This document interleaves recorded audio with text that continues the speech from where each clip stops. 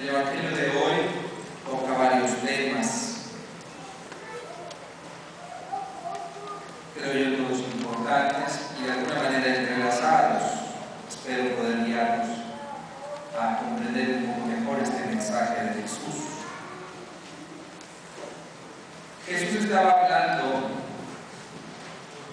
en el contexto donde está este Evangelio, Jesús estaba hablándoles a sus discípulos, a la gente que lo rodeaba, y les había dicho, antes de lo que apareciera este Evangelio, les había dicho que no deberían de ser como los escribas y fariseos, porque ellos cumplen la ley, pero no aman a su prójimo. Y les habla muy fuerte a los fariseos, a los escribas, y les dice: ustedes son gente que tiene doble cara, son hipócritas, porque ponen su confianza en los ricos y no en Dios. Y entonces después les empieza a decir Jesús esto que con unos pasajes anteriores, y esto donde Jesús nos habla y nos dice: ustedes revisen bien en quién tienen puesta su confianza.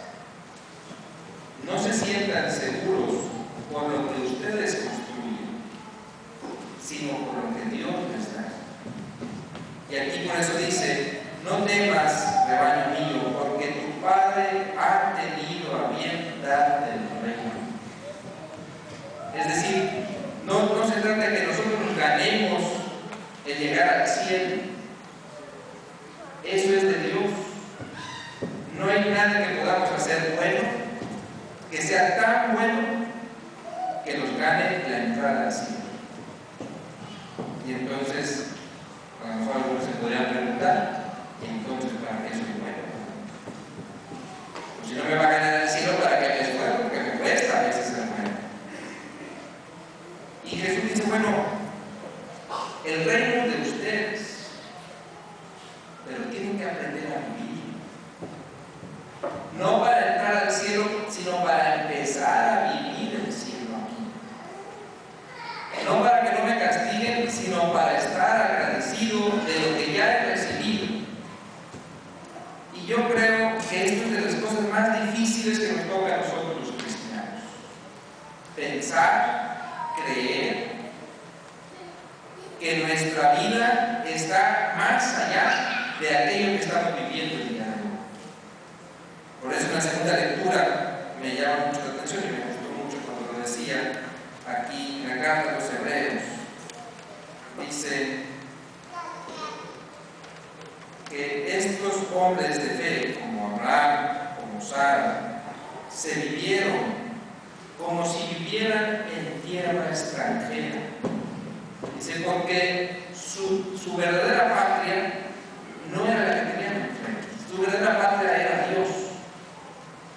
Y les digo que eso es muy difícil porque es más fácil pensar que lo que tengo aquí enfrente es lo único que tengo.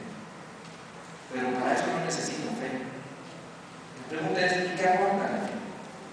La fe aporta esta visión que me permite ver más allá de lo que tengo en mis narices en el día de hoy. Y entonces Jesús nos invita y nos dice: ustedes confíen por la fe de que las cosas son mejores de lo que se ven ahorita. Bueno, eso lo decía hace 2000 años y yo lo podría repetir el día de hoy. Ahorita las cosas no se ven nada agradables para muchos de nosotros. La situación es difícil. Y Jesús nos dice: ustedes confíen, que ustedes serán cuidados por su Padre Celestial. ¿Para qué? ¿Para llegar a ser aquí el mejor empresario? ¿Para llegar aquí a tener la mejor familia? No, para llegar al cielo. Para eso se necesita fe. Después lo dice Jesús: confíen, pero estén preparados, porque en cualquier momento llegará Dios a pedirte cuentas de lo que te da. ¿Qué nos hará Dios? ¿Qué es lo que nos puede llegar a pedir cuentas? Nos puede pedir cuentas Dios de la vida que nos dio. Nos puede pedir cuentas Dios del amor que nos hizo capaz de dar a los demás. Y entonces sí, nosotros tendremos que decir: Señor, tú me has dado la vida, esto es lo que he hecho con ella. Y aquí me salta a mí ahorita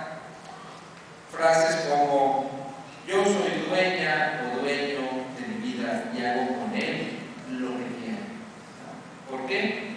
¿Se acuerdan por qué dice? Porque yo soy libre. Y pensamos que la libertad es hacer lo que nosotros queramos. Me llamó la atención, hace unos días andaba yo curioseando en videos en YouTube, ¿verdad? No tenía nada que hacer a las 8:30 de la noche y me puse a ver los videos y salen las entrevistas que hacía una entrevistadora muy famosa en Estados Unidos, y una de ellas era a una actriz que se llama Lady Gaga. A lo mejor ustedes lo han visto o escuchado, y es bastante excéntrica, ¿verdad?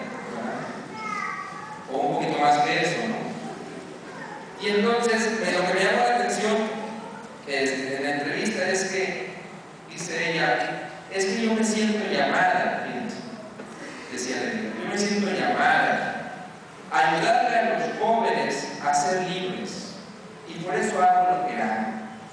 Bueno, si alguien ha visto lo que hacen, se podrán dar cuenta del error en el que está esta mujer.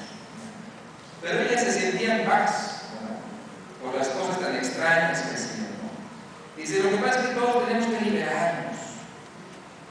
Y entonces la pregunta, bueno, ¿de qué tenemos que dar cuenta? Porque tenemos que dar cuenta en lo que somos. Ella piensa que a la única que le tiene que dar cuenta de su vida es a quién, a ella misma.